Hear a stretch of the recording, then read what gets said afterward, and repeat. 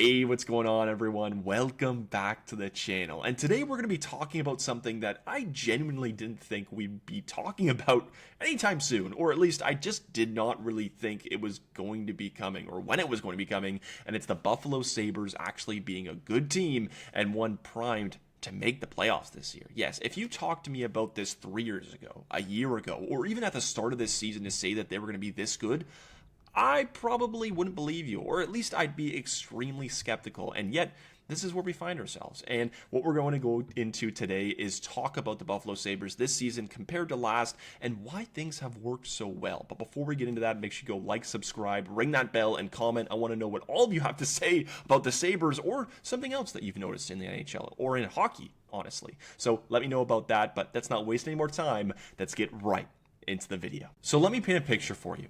The Buffalo Sabres are on the verge of missing the playoffs for the 15th time straight. This would be the longest active drought among NHL teams. And come December 9th of 2025, they were 12-14-4, losing 7-4 against the Calgary Flames, one of the lowly teams in the NHL, one in an opposite direction of the Buffalo Sabres in terms of where they want to be, or I guess where they should be viewed as. And yeah, things were understandably very much down in Sabres land. You know, fans very frustrated, wondering when this team is going to be able to take their step. But the thing is, there was really no indicators of that. You know, they would have pushes at the end of seasons to show that they could do it, that they might be able to get over that hump. And yet, they just didn't really get that. And now, you know, you look at this team and you say, well, with all this talent, Tage Thompson, Rasmus Dahlin, all these young stars that we've got, these picks that we have, you'd think that we'd be able to do something. And through all and many of all the Jack Eichel trades, losing a guy like Linus Ullmark, even Brandon Montour, who went on to go and win a Stanley Cup, Sam Reinhart, maybe it just wasn't destined to be. And those conversations were being had, talking about guys like Rasmus Dahlin probably wanting out if things didn't turn around. Same as Tage Thompson, selling the house and restarting this rebuild once again and furthering this playoff drought. But then there was the turnaround. 29-7-2 since December 9th. Yes, you heard me right. 29-7-2 were the Buffalo Sabres since that faithful game on the 9th. Now, I think it was the 9th, considering that they list both of these games in back-to-back days with the Oilers and the Flames. But either way, the record stays the same. Insane by the Buffalo Sabres. After that loss, winning 10 games in a row, and it's just been barbecue chicken after that. That's how we say it now. And it's been absolutely insane for the Buffalo Sabres and what they've been able to do, considering just everything that they had to go through. Now, when you look at this Sabres team, you may not say it is flushed with the stars of what we see on some of these super teams, right? Like the Edmonton Oilers, who keep going to the Stanley Cup final, Leon Draisaitl, Evan Bouchard, Connor McDavid. The Florida Panthers, who seem to have everyone clicking, of the Alexander Barkovs to the Ekblads to the Kachucks to the Marchands and everyone in between to those role players. But now we look at the Buffalo Sabres and we say, wow, they've really been able to put this together. Now, this was through a couple of different things, right? The first being Josh Doan and Michael Kesselring coming to the Buffalo Sabres in what was a trade off of J.J. Peterka, who didn't want to be with the Buffalo Sabres anymore because he wanted winning. Now, that's not to say he's not getting that in Utah, who are in a playoff spot right now. But the, return for the Sabres wasn't as, I guess, what people were expecting.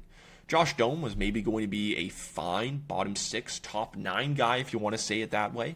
And Michael Kesselring was going to be there to stabilize the whole defense core. That was the whole idea of this trade. And now it's kind of worked out pretty well for the Sabres. Now, losing a guy like J.J. Peterka, who's been able to produce, is one thing. But in the way that Josh Doan has been able to produce this season is insane, who currently sits 4th on the Buffalo Sabres at 44 points in 66 games, with 21 of those being goals. Now, for Josh Doan, this is a career high for his for his career, which is short. He started back in 2023 when playing 11 games that season. So right at the end. And this was a new high that maybe you thought it could have been capable of him, but you wouldn't really think it. And now he's probably going to hit the 50-point mark this season in a trade where he was really just seen as a throw-in or, a decent guy who could be in the bottom six. And he's been a big part. Now, for what else has worked for the Buffalo Sabres is that point production that we just talked about. In 2023-24, this Sabres team was able to produce decently well, but there was not one guy in a full season or close to a full season that was a point per game. We saw this with Tage Thompson, who got close, 72 and 76. Rasmus Dahlin, their star defenseman, 68 and 73. And of course, J.J. Peterka traded 68 and 77. And the other names of Alex Tuch, Jason Zucker has been a nice fit, and everyone else who falls down the list. Now, this wasn't to say that the Sabres didn't have good production, right? When you talk about a guy like Ryan McLeod, he's always been able to produce. He's been a pretty decent player. Alex Tuch has always been able to produce, always been a decent player. Same as the other names, but there was always a next step. There was always a way for the Sabres to go higher than we just have seen them over the last bit and really through this whole drought. And we did see that. Going back from Josh Doan, we see that Tage Thompson is probably going to go way and beyond his 72 points from last year, sitting at 70 right now. Rasmus Dahlin at 68, yeah, I think he should be able to get past that in the games left for the Buffalo Sabres. Alex Tuch, 67 to 57, we'll see, but I think he could definitely do it in what could be about 15 to 18 games. Now, for a guy like Ryan McLeod, big-time production, will hit the 50-point mark again in what was a very nice trade from the Edmonton Oilers. We'll never know why they did that, aside from dishing out other names. But again, the depth has always been a problem for the Buffalo Sabres. Guys who need to step up and need to produce. We'll start with Josh Doan, as we mentioned. 44 points in 66 games. Jack Quinn has taken a nice step. 43 in 66 from last year to where he was at 39. Not too shabby. Jason Zucker, always been pretty consistent. And still this year, 36 points in 47 games. Not bad. Their defense, shipping in big time.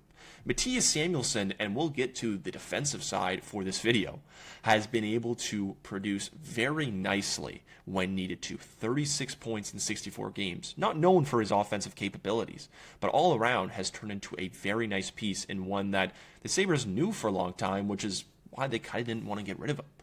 Bowen Byram, Peyton Krebs, Zach Benson, Noah Ostlund, Josh Norris, Owen Power, and many other names down this line. The depth has been able to produce at a pace that they need and that a team who makes the playoffs just deserves. And for the Buffalo Sabres, when we look at those names, the names down the list in terms of center depth and winger depth, everyone has played a part, whether it means physical, point scoring, both two-way, or whatever, or however you want to say it. The Sabres have done a pretty good job of fostering something in an organization that has just seen so much losing. Now, when we talk about from point production to another aspect, that really did sag for the Buffalo Sabres for a while. It was their goaltending. This season, we've seen absolutely stellar and solid brick wall type goaltending from their guys. Now, Colton Ellis has not been able to play a lot with his injuries and, well, with how well Alex Lyon and Ukko-Pekka Luukkonen have done, it's still been very solid for them. Alex Lyon has been what can seen as a savior for this team. A .913 on the year, saving 15.7 above expected. Ukko-Pekka Luukkonen, who probably should have went to the Olympics if not for an injury, has also took a nice turn. Now, when we talk about this last record for the Sabres of where they were just absolutely losing at every point at 12-14-4, Ukko-Pekka Luukkonen took a very nice turn. He was not great at the start of the season, like the Sabres, but now has a .904 and almost 5 above expected goals saved, and just a calm presence in what has always been a pretty shaky net over the last bit. And compare that to last season, where, yeah, it wasn't great. James Reimer, who played 24 games at almost 40 years old, had to carry that net and still had an .896. Devin Levi, who seems to just not be able to take that next step, was not able to do, well, really much of anything in the 9 games that he played. And for the still very serviceable Ukko-Pekka Luukkonen, it just was not good. A negative 8.6 goals saved above expected, and an 887 save percentage. A big turn for the Sabres has not only been their point production, but their goaltending. Goaltending wins championships, and I'm not going to say at the end of the day that this takes them to a Stanley Cup. But if you get this type of production and goaltending, you're in a pretty good spot. Now, what helps with goaltending is a pretty good defense in front of them. And we'll go back to the defense now. Now, they don't show the names here, but a guy in Zach Mezda played a pretty nice role on that bottom 6, or that bottom pair, I should say. And no, he's probably not going to be in your lineup all the time for the Buffalo Sabres now, but leading up to the trade deadline, he was kind of doing that. And what we've seen from a guy in Rasmus Dahlin, who arguably could be in the Norris favorites, and if he was your first, second, or third, I wouldn't be surprised considering what he's been able to do on both sides of the puck. Bowen Byram, a guy who we all thought was going to get traded for the Buffalo Sabres, has also taken a nice step.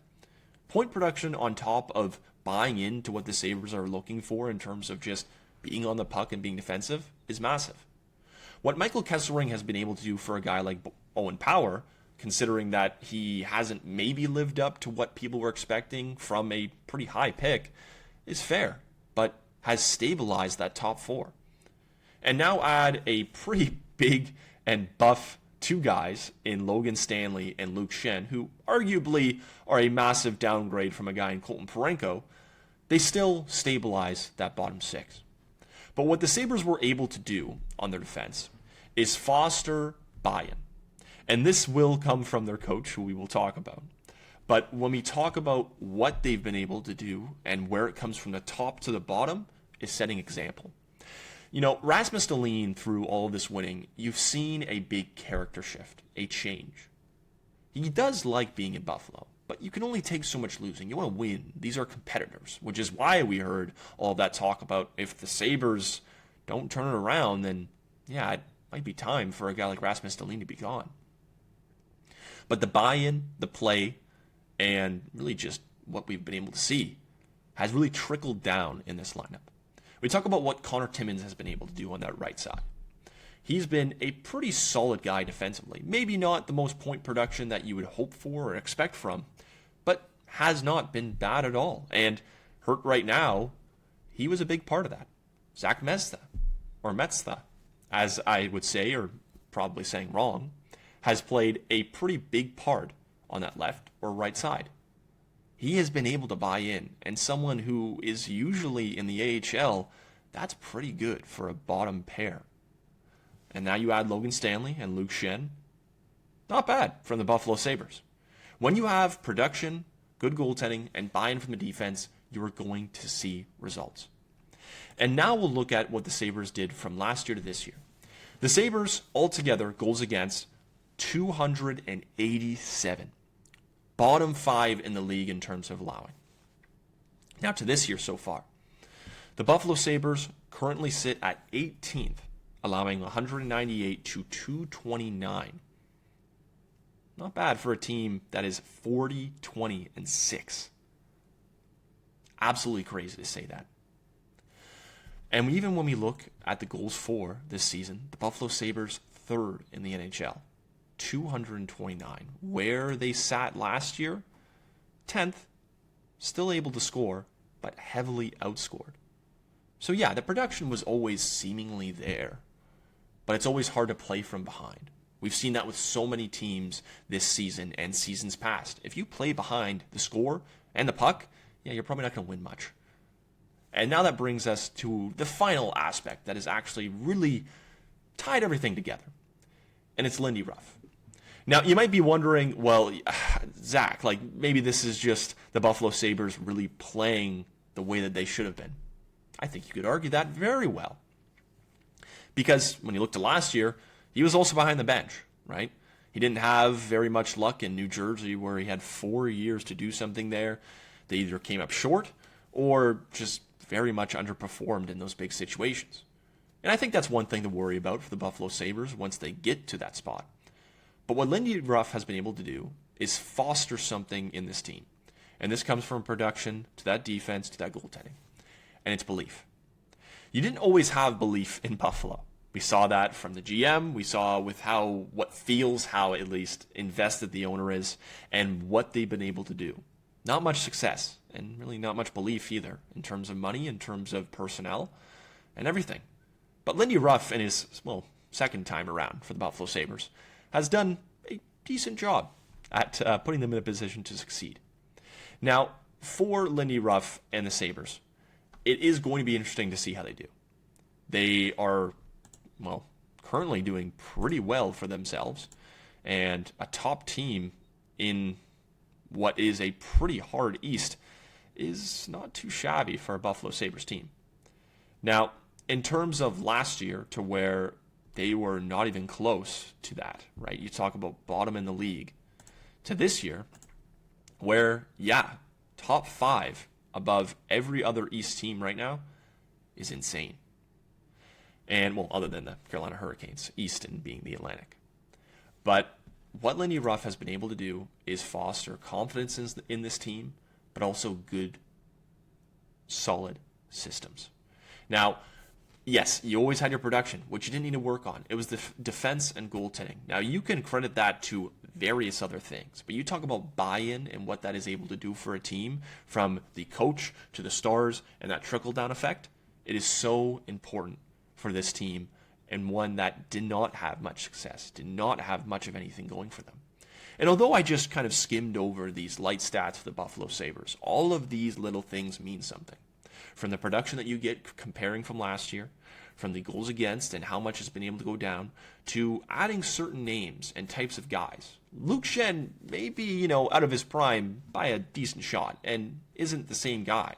But you talk about his experience, adding that to a defense core and what is young and experienced for the most part, right? Adding these names, adding the depth, the belief in guys like Sam Carrick, who goes into that fourth line role, fits in pretty well into something they needed. Alex Tuck, many people said that even if they were competing, he should be traded. No. Even if you can't get a contract done, still a very big piece. Josh Norris, not experienced in that way, has had injury trouble, but when in the lineup, extremely good. A risk, nonetheless, but still good. The Sabres team does have everything, and it's going to be interesting to see how they do.